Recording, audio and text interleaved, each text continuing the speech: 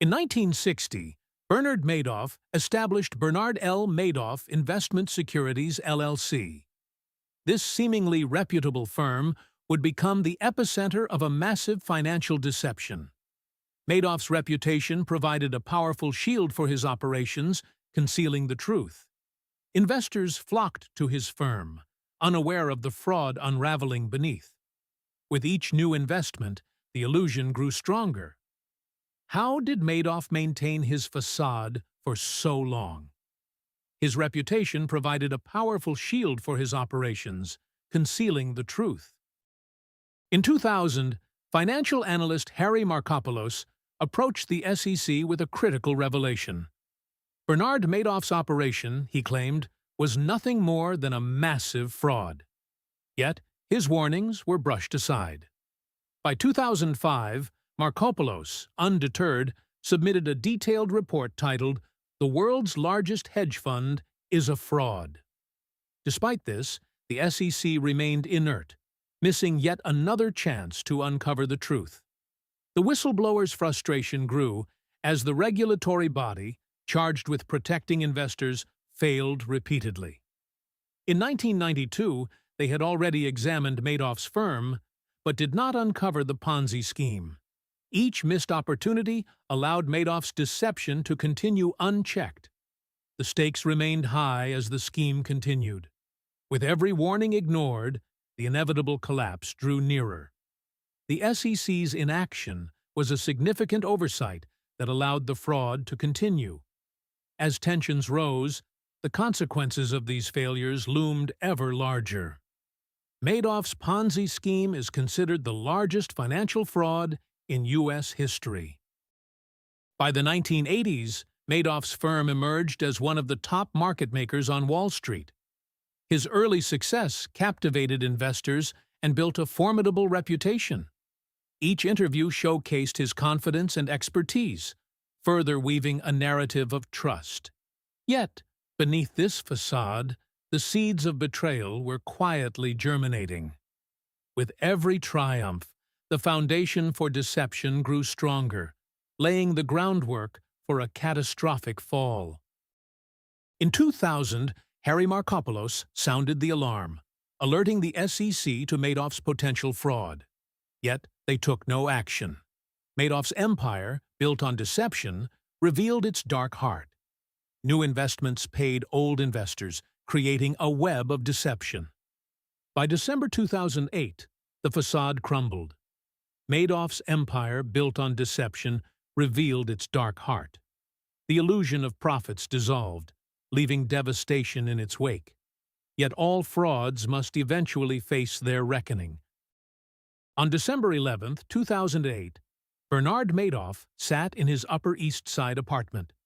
His world was collapsing. That day, he confessed to his sons that the investment business they believed in was nothing more than a Ponzi scheme. The shocking revelation would soon be widely reported. With an estimated total loss of $65 billion, the fallout was immense. Family photos adorned the walls, a stark contrast to the chaos unfolding. Just days earlier, he had maintained his facade, but the truth was now inescapable. The silence that followed his confession was deafening. As news of his arrest spread, a wave of disbelief washed over investors who had trusted him. Madoff's empire crumbled in an instant, leaving shattered lives in its wake. This was not just a personal tragedy. It marked the collapse of trust in the financial system itself. The SEC admitted to multiple failures in investigating Madoff's operations over the years. The reverberations would be felt for years to come. In 2009, the SEC admitted its failures in overseeing Bernard Madoff's operations, revealing a critical lapse in regulatory oversight. Despite being alerted as early as 2000 by analyst Harry Markopolos, who suspected fraud, no decisive action was taken. Markopolos even submitted a detailed report in 2005, entitled, "The World's Largest Hedge Fund is a Fraud." The SEC's inaction allowed Madoff's scheme to continue unchecked. Public outrage erupted as the SEC's failures were revealed. Testimonies and audit reports laid bare a system overwhelmed by complexity and complacency. This revelation forced a re-evaluation of trust in financial oversight institutions. As the dust settled, the financial world faced a crucial turning point. Could accountability be restored, or was trust irreparably broken?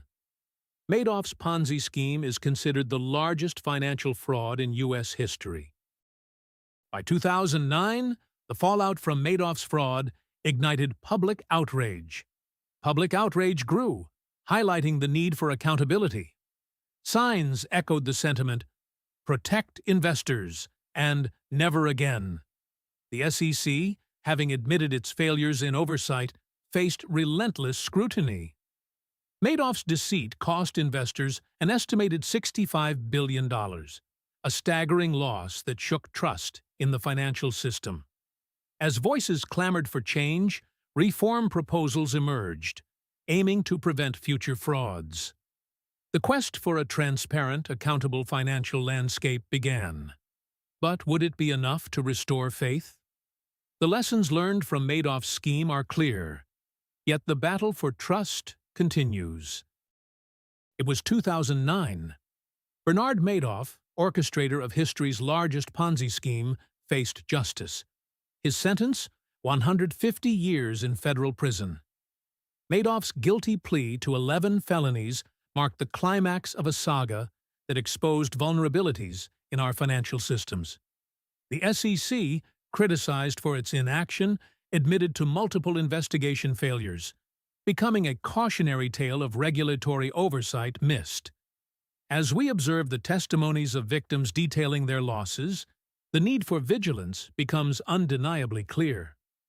Harry Markopoulos, the whistleblower ignored for almost a decade, symbolizes the rallying cry for accountability. His warnings, once dismissed, now echo through the halls of finance, urging reform.